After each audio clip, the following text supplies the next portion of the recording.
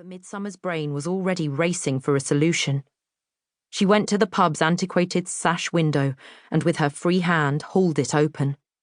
Yep, the fire escape that led down from the roof was still in place. She clamped the phone against her shoulder and swung herself out and up. "Where are you?" said John, huffing down the phone as he ran. "They'll recognize Rennie from the blood fair. Take her straight to Buddha. But maybe I can intercept them and get her out. If Buddha hears about it, I'll say it was mistaken identity. She'll believe me over some guards." "What the hell is Rennie doing over there?" Midsummer demanded. Then she realized, and it pierced her. The kid would be looking for Abigail. Rennie had been inconsolable in the safe house following their escape from Gorrigan Square this morning. She blamed herself for not being able to pull her friend onto one of the lions and was convinced that Abby was back in security's custody. Rennie had talked about cells beneath Buddha's offices, in which she and the men of the Boar had spent the night before the blood fair. Scouting out a rescue must have drawn her back to Parliament. "I'll try a distraction. Buy you time. Hang up. Go. Go," Midsummer told him, before stuffing the phone back in its pocket and clambering onto the roof. The snubbing post was an old bargeman's pub, and it stood almost flush to the Thames.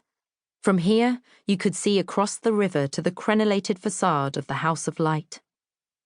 Down near the muddy water margin, Midsummer made out 3 struggling figures.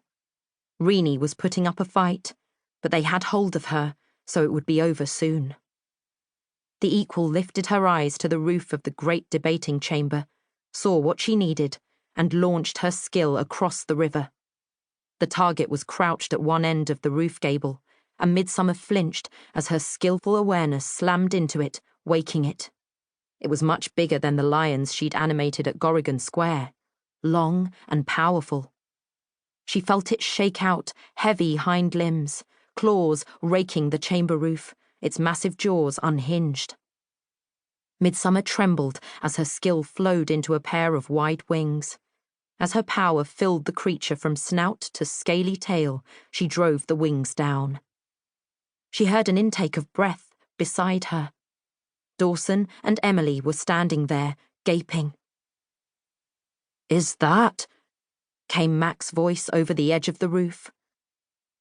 "Is that a dragon now?" He hooted in amazement, but Midsummer hardly heard it.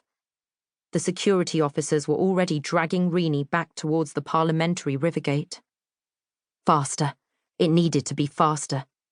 Yet she had to be certain of her control. If she mishandled the dragon, it might smash into the building, could crush Rennie and the guards, who she had no desire to harm. "Hurry up, John," Midsummer thought, as she sent her beast arching over the parliamentary quadrangle. The guards had halted, staring upwards, dumbstruck. But she didn't want to risk snatching Rennie up in the creature's claws. The talons might rake the girl's skinny body or pierce her skull. They might break her or drop her. Midsummer didn't want to risk it, but she would, if that was the only way Rennie was getting out of there. She turned the dragon and sent it lower. Rennie was still struggling. The girl would be looking for any opening to kick a shin or bite a hand and escape. Then John burst onto the terrace. His hands cupped his mouth as he yelled something, presumably a command for the guards to release Rennie. Midsummer's heart soared along with her gilded beast. He could take it from here. He'd get the kid away safely.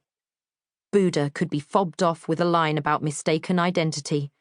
The child wasn't the blood fair fugitive, just a teen trespassing for a dare. Which was when Midsummer caught a flash of white blonde out of the corner of her eye.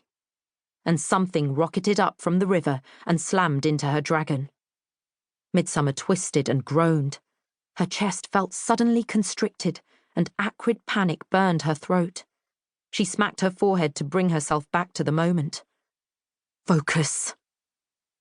On the terrace stood Buddha Matravers, her hands upraised as if conducting the wind and sky.